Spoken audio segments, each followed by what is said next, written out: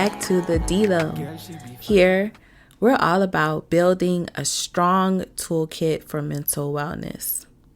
I'm Danisha Abair, and in today's episode, we're diving into a topic that affects all of us: sleep.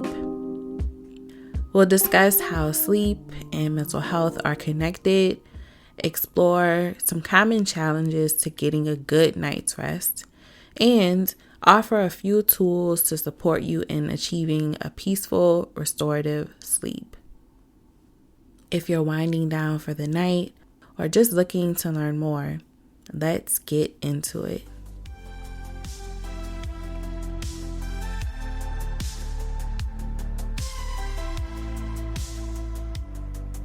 Sleep is more than just physical rest. It is a critical part of our mental health and well-being. When we sleep, our brain has the opportunity to reset and repair. It processes memories, it regulates emotions, and even releases hormones that affect our mood and cognitive functionings. In fact, research shows that poor sleep can exacerbate conditions like anxiety, depression, and stress. While we sleep, our bodies reduce stress hormones like cortisol and increase serotonin and dopamine, which promote calm and happiness. This balance is what helps us wake up feeling refreshed and ready for the day. On the flip side, even just one night of poor sleep can impact our ability to think clearly, handle emotions, and respond to stress.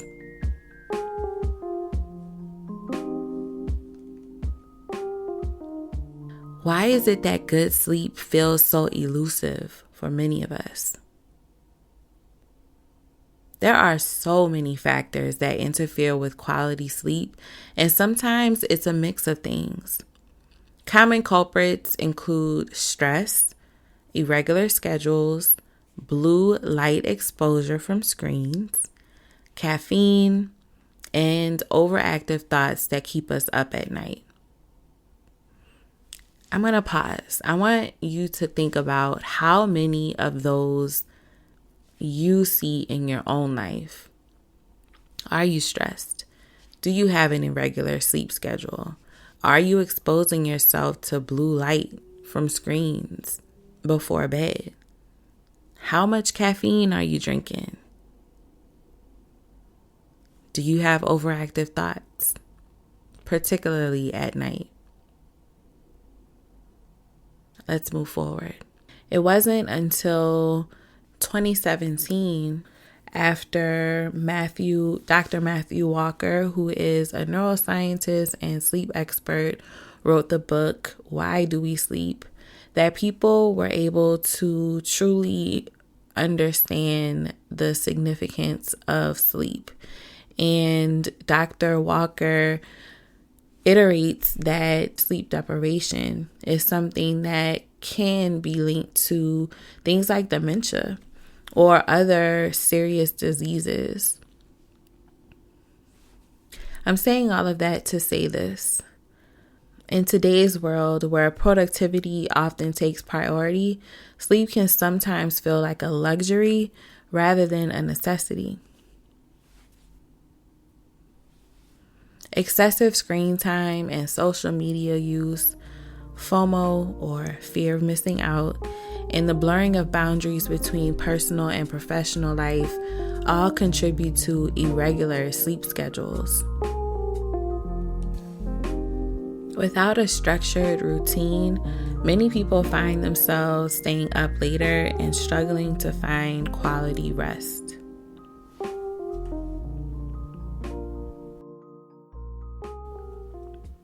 I'd like to review some signs of challenged sleep, which include difficulty falling or staying asleep, feeling unrested upon waking, daytime fatigue, irritability, and trouble concentrating or staying alert. Other signs include reliance on caffeine to stay awake and feeling drowsy or unmotivated throughout the day.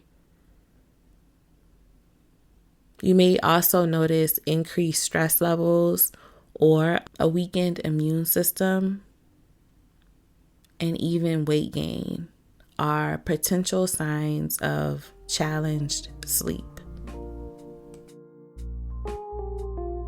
There is somewhat of a normalization of sleep deprivation that happens in certain sectors of our social structures. One of them that comes to mind at this time is something that college students across the nation often spew, which is, I will cram for this exam, or I'm going to have to pull an all-nighter. There will be experiences and projects that will require a college student and even a regular working person to put in extended hours in order to complete a project. Hopefully that is the exception and not the rule.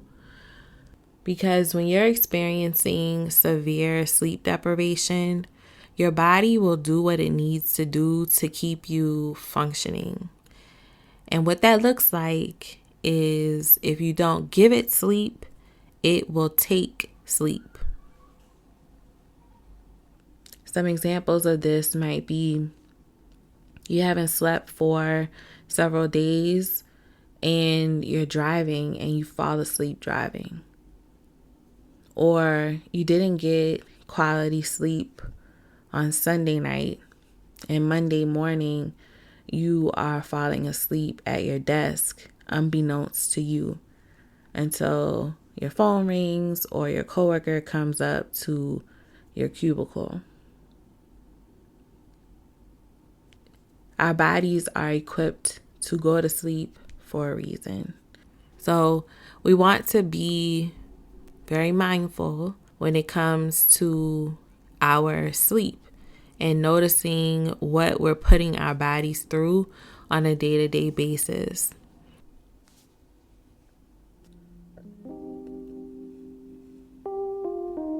All right, now let's get into some practical tools for better sleep.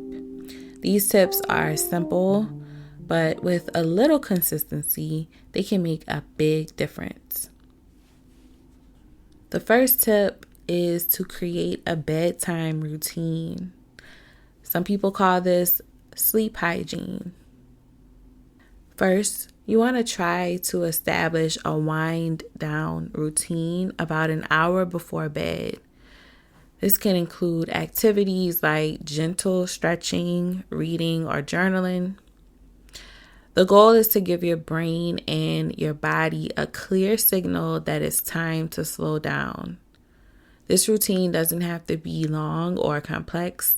Even 15 to 20 minutes can be effective. The point is, your body needs a clear signal that it's time to wind down. The second tip is to limit screen time. I know it's hard to put the phone or laptop down, but reducing screen time at least an hour before bed can improve your sleep quality. Blue light from screens can trick your brain into thinking it's still daytime, which interferes with melatonin production. That's the hormone that helps you sleep. Consider reading a book or listening to calming music instead. Number 3, practice relaxation techniques. If stress or anxious thoughts keep you up, try a relaxation technique like deep breathing or progressive muscle relaxation, both of which are already uploaded, ready for you to use on the DLOH. In the very first episode, we went over a deep breathing technique. In episode 4, we also went over a different breathing technique. And in episode 6, which is guided meditation for relaxation, we did a combination of a guided meditation with progressive muscle relaxation. Refer back to those episodes right after you listen to this one to aid in your sleep hygiene tonight. The 4th tip is to stick to a schedule. Consistency is key for good sleep. Going to bed and waking up at the same time every day, even on weekends, can help to regulate your body's internal clock, making it easier to fall asleep and wake up feeling refreshed. And the 5th tool for better sleep is to limit caffeine and heavy meals before bed. Caffeine can stay in your system for hours. So if you struggle with sleep, try avoiding caffeine in the late afternoon or evening.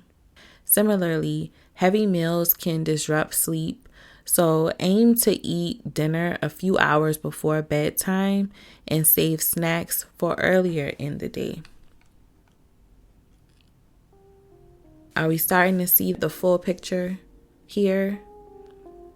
Irregular schedules, fear of missing out, social media, screens, they all are giving our brain stimulation, which is sending the message that the body needs to remain up and active. Many people think that just because they lay down to go to sleep, that their body will fall asleep. And it can become very frustrating when you lay down and your body and brain is still very, very active. If this is happening, there may be multiple things that are contributing to it. But one thing that you can try out on your own is this period before going to bed where you are winding your body down. I mentioned a few episodes back that it's very important to tailor these tools for you specifically. I know we want to do the same things that other people are doing, but it's going to be very, very important for us to figure out what works for us. So 15 to 20 minutes can work for one person, 30 minutes to an hour may work better for another person.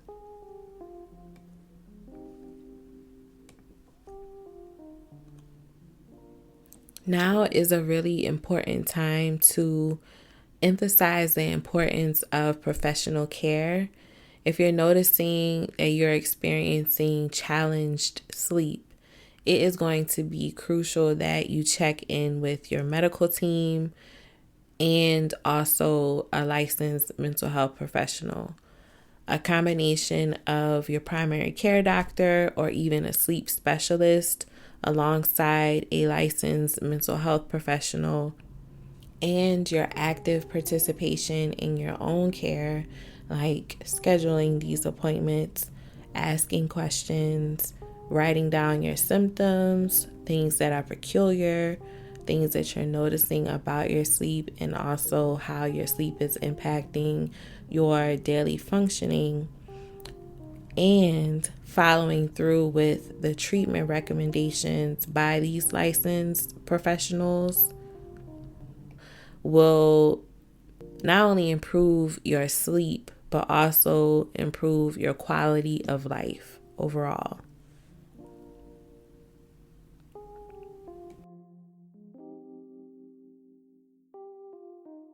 If you're listening to this episode at night, let's try a quick guided relaxation to help ease into sleep. Find a comfortable position, close your eyes, and let's begin. Take a deep breath in and slowly exhale. Let go of any tension you're holding in your shoulders, your jaw, or your neck. With each breath out, imagine yourself sinking deeper into relaxation.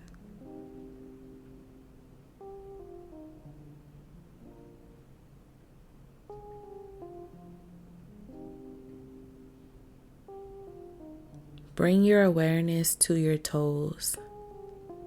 Relax them, feeling a warm, gentle sensation.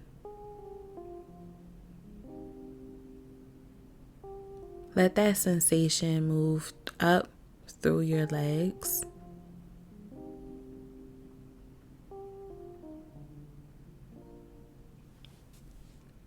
your torso,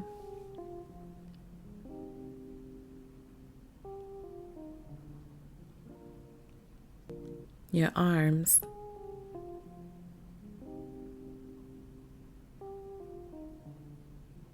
and finally your face and head.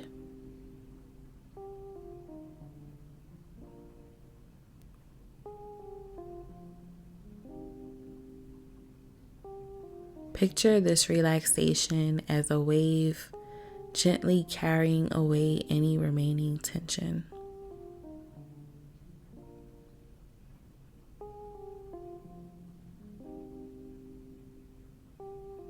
Take a final deep breath in.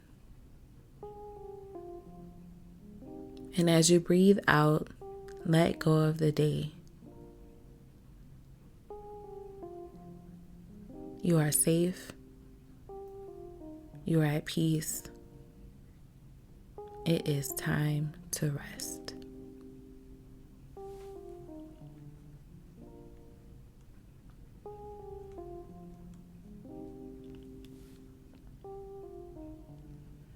Thank you for joining me in today's episode on sleep and mental health. I hope these insights and tools help you create a sleep routine that feels calm and restorative. Remember, it's okay if it takes a little time to find what works best for you. The important piece is to find it. If you enjoyed today's episode, consider sharing it with a friend who might also benefit from a good night's rest. Be sure to tune in next week for episode 9, where we'll explore the art of emotional awareness and how understanding our feelings can improve our mental well-being. Until then, rest well and take care. Don't forget to check out the DLOH on YouTube and on X, both at the DLOH. That's THEDLOH.